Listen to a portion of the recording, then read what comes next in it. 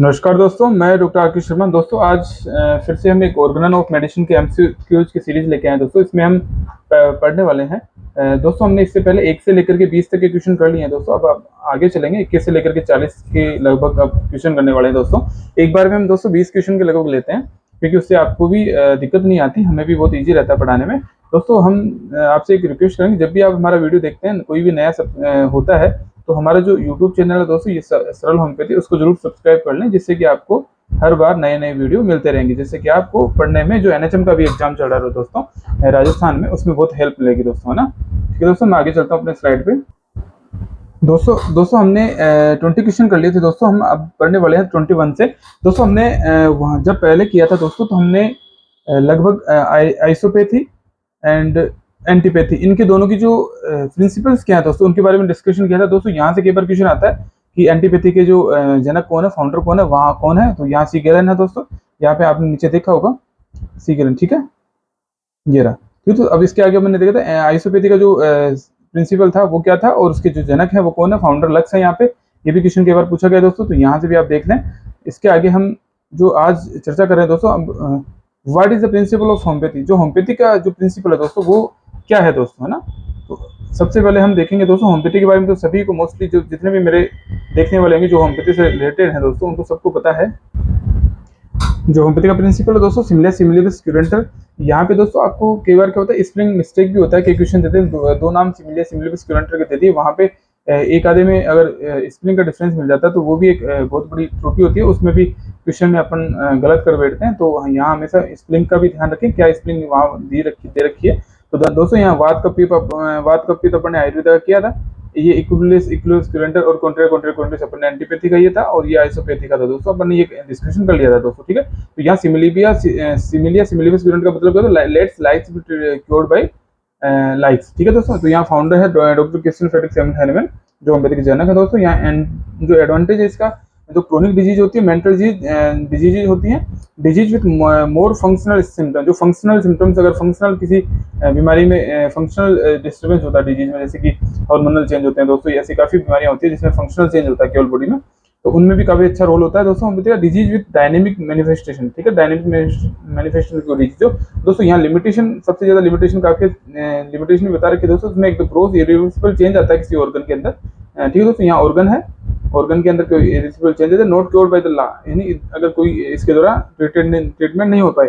when vital force is overwhelmed by the heterogenic disease and this is a law, so let fruitful life। ठीक है दोस्तों, यहाँ पे limitation और advantage अपन ने दोनों देख लिए हैं। तो वैसे काफी हैं दोस्तों, अपन अपनी बुक में भी देख सकते हैं इनको।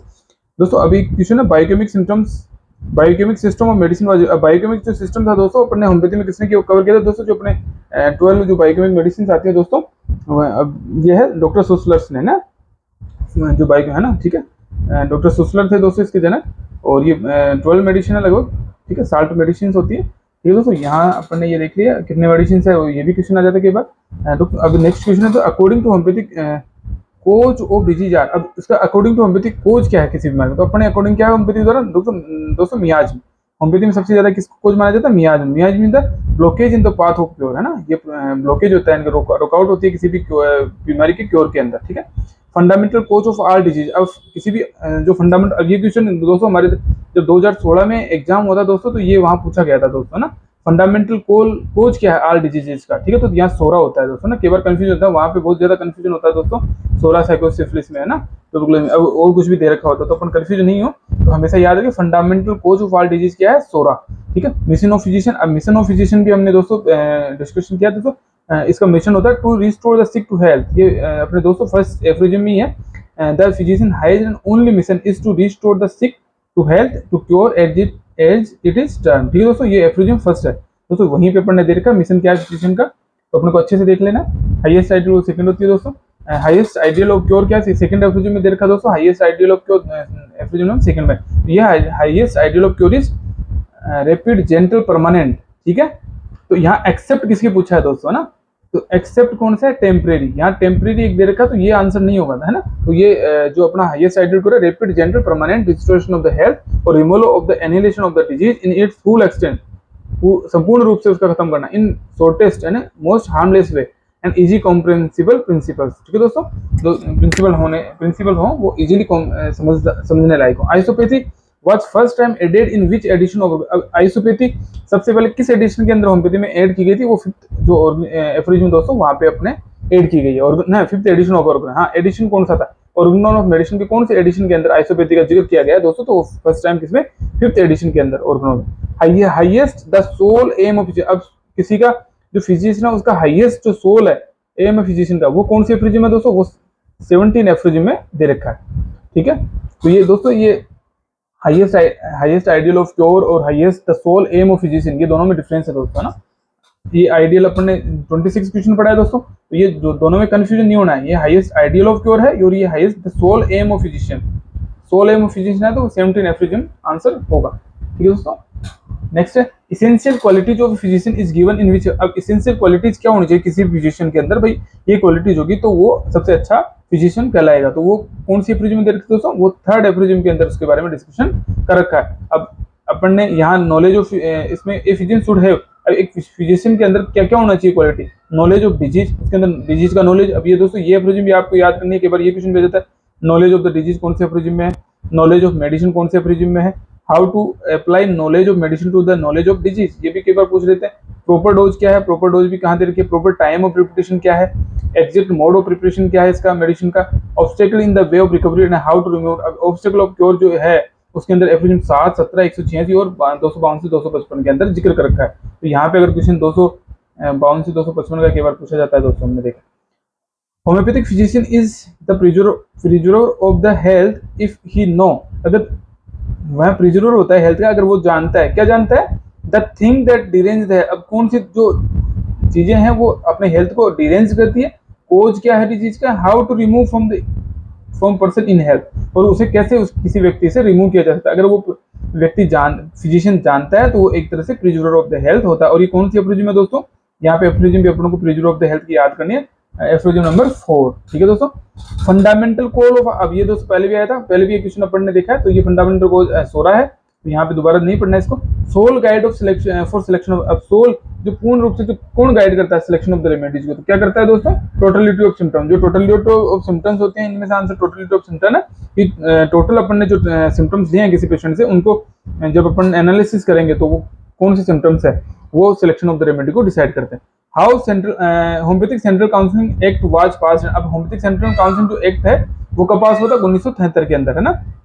और जो 1975 में क्या आया था, होम्योपैथिक फार्मेकोपिया लेबोरेटरी, एचपीएल, जो एचपीएल होम्योपैथिक फार्मेकोपिया लेबोरेटरी जो स्थापित हुई थी वो गाजियाबाद के अंदर एस्टैब्लिश। ये क्वेश्चन भी एक बार पूछोगे दोस्तों कि कहाँ पे है होम्योपैथिक फार्मेकोपिया लेबोरेटरी, कहाँ पे स्थित है, तो गाजियाबाद में है, जो यूपी के अंदर पड़ता है। एचपीएल इसकी एक्टिविटीज क्या क्या, laying down standard for the homeopathic drugs in India, publication of homeopathic pharmacopoeia India, ये जो टेस्टिंग होती है होम्योपैथिक ड्रग्स, ठीक है, तो ये टेस्टिंग करना होम्योपैथिक ड्रग्स का, maintain medical plants garden with preference to plant used in homeopathy along with cultivation, है ना। ठीक है दोस्तों, ये पढ़ लेना, survey and collection of the medicine plant, जो सारे काम है ये फार्मेकोपिया ऑफ होम्योपैथिक इंडिया के हैं। ठीक है, एचपीएल है ना, ये एचपीएल 1975, अगर एचपीएल का आंसर क्वेश्चन को आए तो 1975 होगा, और जो होम्योपैथिक सेंट्रल काउंसिल एक्ट आए तो उसका आंसर 1973 होगा। ठीक है दोस्तों, यहाँ पे who said homeopathy remove only symptoms but disease remain, अब किसने कहा था ये दोस्तों, होपलैंड, डॉक्टर होपलैंड हुआ करते थे, उन्होंने कहा था कि होम्योपैथी केवल सिम्टम्स को रिमूव करता है बट डिजीज रिमेन्स, पर बीमारी वहीं रहती है, तो ये डॉक्टर होपलैंड हुआ करते थे कोई, उन्होंने ये कहा था। ठीक है दोस्तों, ये भी पूछ लेते हैं, a homeopath gets knowledge of drugs from where, अब ये होम्योपैथिक जो डॉक्टर है वो कहाँ से प्राप्त करता है ड्रग्स का, होम्योपैथी फार्मेसी का। होम्योपैथिक जो फार्मेसी अपने पढ़ते हैं दोस्तों, इसके भी अपन टेस्ट सीरीज अपन अपने जो दोस्तों, इसका भी बहुत जल्द अपन लेके आएंगे क्वेश्चन आंसर्स की सीरीज, वो भी काफी अच्छी होगी। तो कहाँ से करता है नॉलेज, कहाँ से प्राप्त करता है, होम्योपैथिक फार्मेसी से। ठीक है दोस्तों, अनप्रेजुडिस्ड ऑब्जर्वर कम्स अंडर विच, अब ये अनप्रेजुडिस्ड ऑब्जर्वर जो कौन से एफोरिज्म है दोस्तों, ये 6th एफोरिज्म है दोस्तों, है ना। एंड द अभी अनप्रेजुडिस्ड ऑब्जर्वर होता क्या है, इसका एक्सप्लेन देख लो, well aware of the fertility, अब ये वेल अवेयर होता है fertility of the transgender speculation with can receive on confirmation for the experience be his power of penetration ever so great. अब इसको पढ़ लो दोस्तों, ये काफी एक्सप्लेनेशन अपन ने पूरा दे रखा है यहाँ पे, तो अपन पढ़ेंगे तो इतने समझ में आएगी। जिसके माइंड में कुछ वो नहीं हो, प्री डिसाइड नहीं हो कि ये दवाई इसको देनी है, अनप्रेजुडिस्ड का मतलब प्रेजुडाइज नहीं हो, पक्षपात से रहित हो, यानी कि वो ये डिसाइड नहीं करे, पहले पेशेंट को देखते हैं कि ये दवा का पेशेंट होगा, क्योंकि सिम्टम्स जब लेते हैं तो दोस्तों वो हो सकता है किसी अन्य दवा का पेशेंट भी हो सकता है, तो यहाँ अनप्रोड्यूस्ड ऑब्जर्व होना बहुत आवश्यक होता है। अब जैसे note an ideal physician should be unprejudiced, अब जो आइडियल फिजिशियन होता है वो अनप्रोड्यूस्ड होता है because it help to get the true totality of symptoms, individual individualize the patient and also he choice the curative remedy. ठीक है, तो यहाँ आपने पढ़ा तो ये सारा इसका एक्सप्लेनेशन का सार है। कोजा अकेजेनलिस इज गिवन इन विच, अब जो कोजा कोज ऑफ द डिजीज है ना, एक्साइटिंग और मेंटेनिंग कोज होता है किसी बीमारी का, वो कौन से एफ्रोजिम में दोस्तों, ये 7th एफ्रोजिम में बता रखा है। ठीक है, ठीक है दोस्तों। नेक्स्ट है the material organism without the, अब जो किसी मेटेरियल ऑर्गेनिज्म है अपनी जो शरीर है किसी भी मनुष्य का, वो विदाउट किसके वाइटल फोर्स के क्या होगा, is capable no sensation and no function no self preservation, ये तो होगा। ठीक है, उसमें कोई सेंसेशन कोई फंक्शन कुछ भी नहीं होंगे, नहीं सेल्फ रिजुरेशन होगा। तो ये कौन सी एफ्रोजिम में है, ये एफ्रोजिम नंबर 10 के अंदर। ये एफ्रोजिम भी साथ साथ देखते जाएं दोस्तों ना, अपन लिखते जाएं the material organism without the vital force is capable no sensation no function no preservation. ठीक है, what is the mean of materia peccans, अभी मेटेरिया पिकांस क्या होता है दोस्तों, तो material cause of the disease का आंसर होता है material cause of the disease, किसी भी बीमारी का मेटेरियल कोज क्या है, जैसे बैक्टीरियल हो सकता है, फंगल है ना, कुछ भी हो सकता है। मेटेरियल पिकांस को अपन अच्छे से देखें तो ये obnoxious matter, injurious, harmful material, offending substance, इसका एक्सप्लेनेशन है दोस्तों यहाँ ना।